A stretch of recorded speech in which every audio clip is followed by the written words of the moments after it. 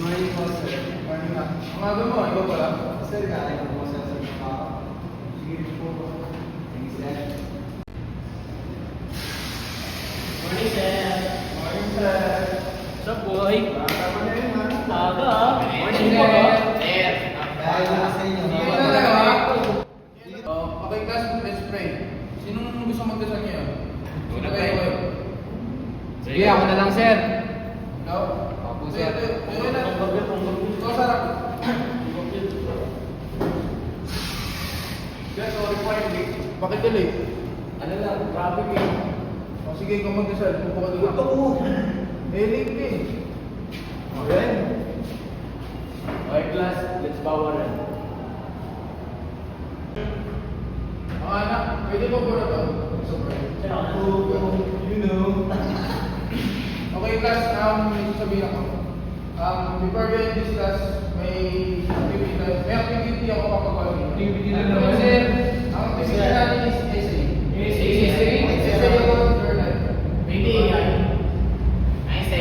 Kailan ba saan, sir? Bukas. Bukas. Bukas agad. Sir. Sir. Okay, sir. Pwede kaya, basta di ko alam. Okay, class. Good. See you tomorrow, okay? Mga assignment, ha? Ako, sir. Sir. Ang problema niyo. Bakit?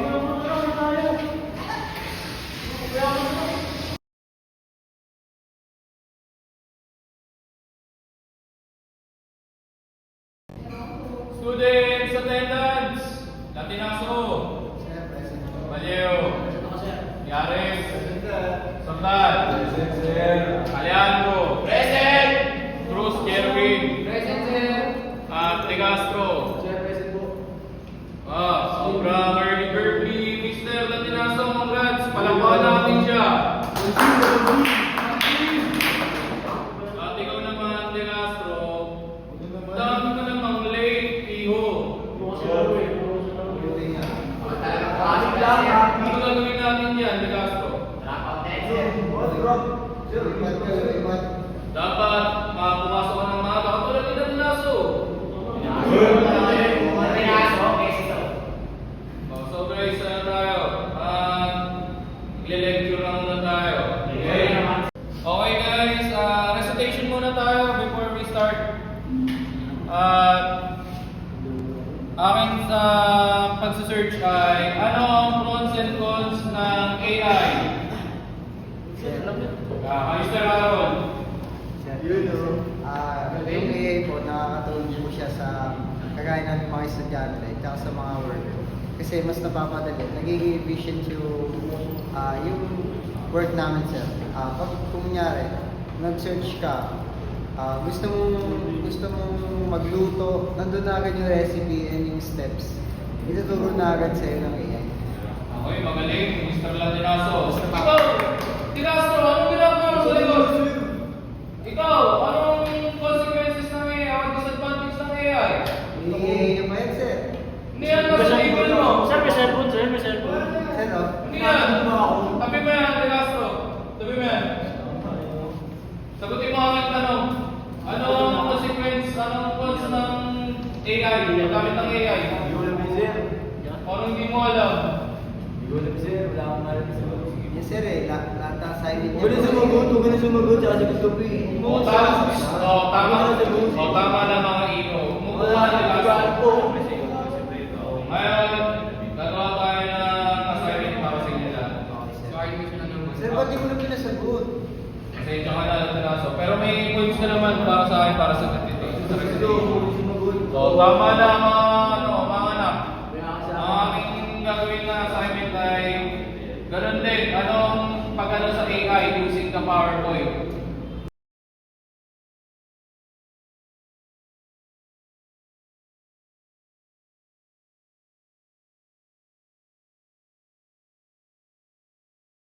Okay, class. Yung assignment natin gagawin, ipakit nyo na.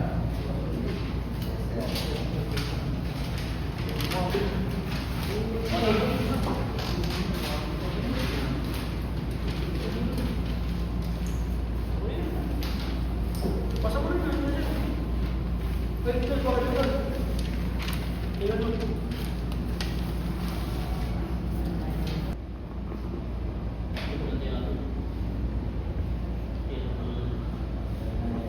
Castro, ano tong gawa mo? Parang gawang AI. Uy, ka naman yun.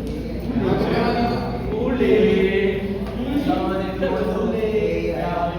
Puro kasi laro. Ano to? Ba't ka nag-AI?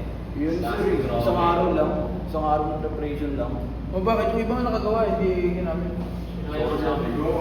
Yun na kahit mga ano lang, dito sir. Hindi, umag. Ewan yan. Sama na sir, wala naman.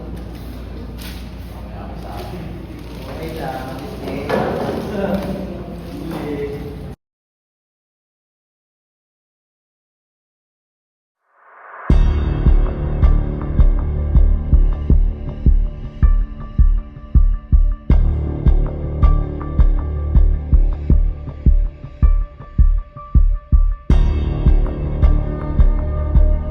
Sino yan? Sino yan? Ako nag-game mo na sa siya pa.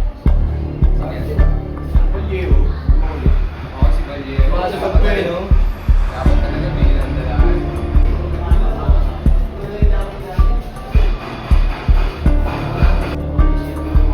Uy! Ano gawin dito? Zero naman ako. Bakit? Ito lumalaki yung ulo mo kasi. Kaya Tutulong ko. Ano tutulong pa nyo? Zero lang ako. Saan ka, di ba? Ito ka, mamaya ako may ako. Sabi na naman ako ng totoo ah.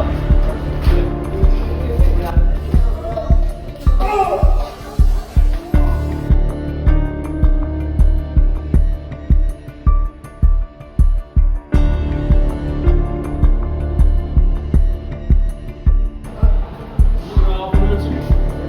Sasabi na naman ako ng totoo eh. Susumbong ko kayo lahat. Pa, alam mo ba yung mga classmate ko na sinumbong ko sa'yo? Tinambangan nila ako kanina sa CR eh. Binugbog nila ako.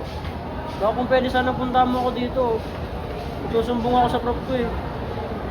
Sige pa, sige pa. Puntayin kita dito. Good afternoon, sir. Maaari mo bang makita ang mga record ko dito may nabayan dito? Ano ba pangalan mo na? Sean Ashley Rizal po. Sir, good afternoon po sir. May sasabihin lang po sana ako. Kung pwede po sana tayo, kung dalawa lang po sana makapag-usap sir. Nak, pwedeng mamaya ka. Sige po. Unahin mo muna. Opo, anak. So ganito po kasi yung nangyari sir. Gusto ko po sana sabihin sa inyo na kasi after po ng class namin, nilabangan po ako ng mga classmates sa CR. Mag-CR po sana ako. Eh nung nasa klase po kasi nag-aasaran kami. Tapos nung pagdating po sa CR, bigla po akong binubugbog. Ano po sana yung magiging ako namin sir. Alam na ba ito ng mga parents mo? Actually sir, tinawagan ko po si Daddy kanina kung about po sa nangyari. Sabi po niya papunta na daw siya dito. Papunta na. Sige, hintayin natin. Tsaka natin pag-usapan kung ano gagawin. Sige po sir. Malapit naman ako.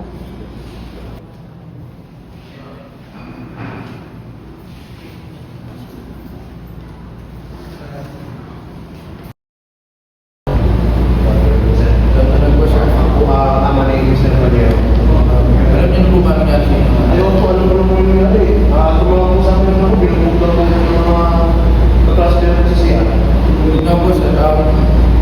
Ang gagawin ko doon is kakasama ko muna yung bully sa akin. Tapos hindi natin gagawin sa akin kung anong dapat gawin ko. Sino pala yung bully sir? Si ano po sir, yung si Tigaso sir. Klase mo yun ba? Ano po sir, yung nasa likuran ko po sir. Sige, patawag mo ako sa akin. Sige, punta ko na po sa class namin. Ay, naku, patawag ko na lang. Nak, halika nga dito. Bakit po, sir? Ano po kailangan? Hanapin mo sa ligasan ng pupunta yung dito. Sige po, sir. Susunod. Sir. Sige po.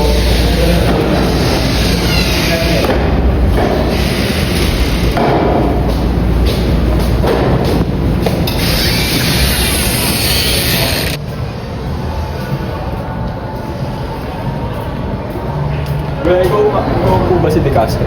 Oo, bakit ako? Pinapatawag ka kasi ng guidance yan. May ginawa ka na kasalanan. Ano naman? Sumunod ka naman. Tama Okay. Good afternoon po, sir. Ito na po yung nakuha ng San De Castro. Sige na, thank you po. Sige po, sir. Thank you. Sir, ba ito? Opo ka. Mention mo sa akin estudyante, anong bubuli ka daw? Totoo ba yun? Di sir, ba't akong bubuli naman? Sino ba yung sabi na yan? Si Balyo yun. Balyeho? Makasagot lang yun, di naman sir. Binubuli daw sila. Di sir, Marami daw ba't kayo. mo bubuin yun? Sino mga kasama mo? Wala sir, wala ako. Nasa labas ako kanina sir eh. Ba't ko bubulihin yun? Nantitrip lang yun sir. May sino ba salita mo ah? Sumasagot naman ako sir ako. Sino ba usap mo? Opo. Gusto ko patawag ng mga parents mo? Wala akong parents sir. Kung baka pupunta nyo, try nyo kontakin. Meron ako mga contact ng parents dito. Subukan nyo sir kung makukontak nyo. Sige, tingnan natin.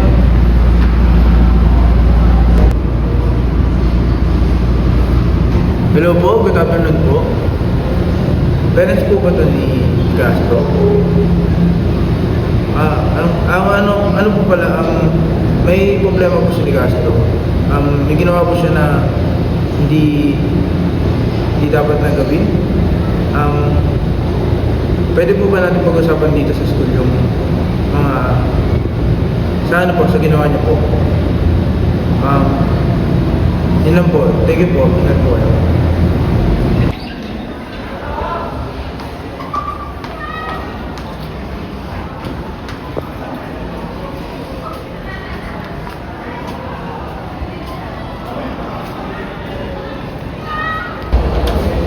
Excuse me, pwede mo magtanong? Saan bang faculty dito?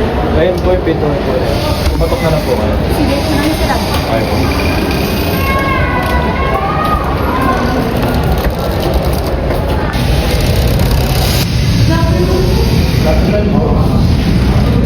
Ako po parents ni Miss Lily Castro.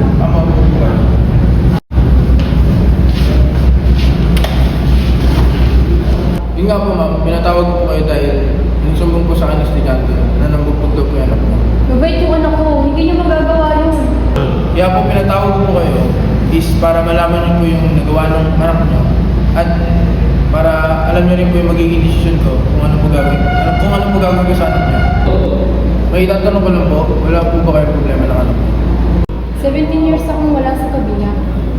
17 years din akong hindi ko nagabayan ng tama ang anak ko. Kung nagawa mo niya ang bagay na yun, anong desisyon mo para sa anak ko?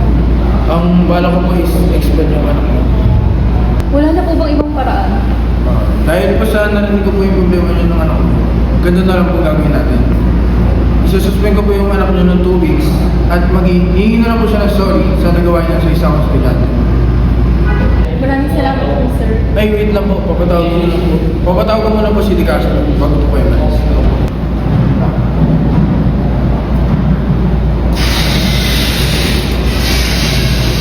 Bakit po? Tawag ko si Di Castro. Thank you.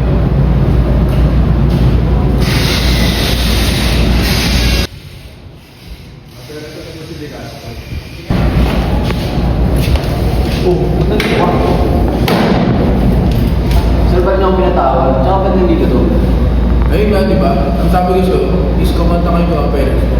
So ngayon, nandito na yung parents mo at nakausap ko siya. Ang magiging decision ko sa nagawa mo is suspension. Suspension? Mga ilang araw sir? Mga 2 weeks. 2 weeks? Tagal naman nun.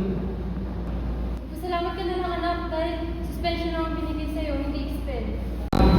Yun nga anak, pasalamat na lang talaga. Salamat sa parents mo na humingi ng dispensa sa amin na huwag ito i-expel sa'yo. So ang naging decision ko is isuspend ka na lang ng 2 weeks. Sige po sir, salamat po. Respetuhan ko na lang po yung naging decision nyo sa akin. Tapos humingi na rin po ang suspension na ba? Pasalamat po sa parents. Ito ko papasalamat yun. Tagal lang iniunin. O sige, ganun na lang. Mag-usap mo na kayo ng parents mo. Kaya ko na kayo mag-usap.